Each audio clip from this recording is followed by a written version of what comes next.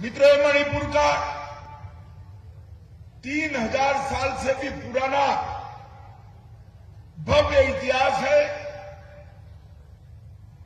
महाभारत काल की बात करें तो अर्जुन ने एक शादी यहां पर करी थी और उनका बेटा महाभारत के युद्ध में भी लड़ा।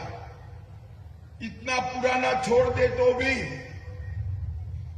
आज मैं इस मंच से बहुमुखी प्रतिभा के धनी राजर्षि भाग्यचंद्र, रानी मां, महाराज कुलचंद्र और पू खोतिन ठांग को याद कर उनको श्रद्धांजलि देना चाहता हूं।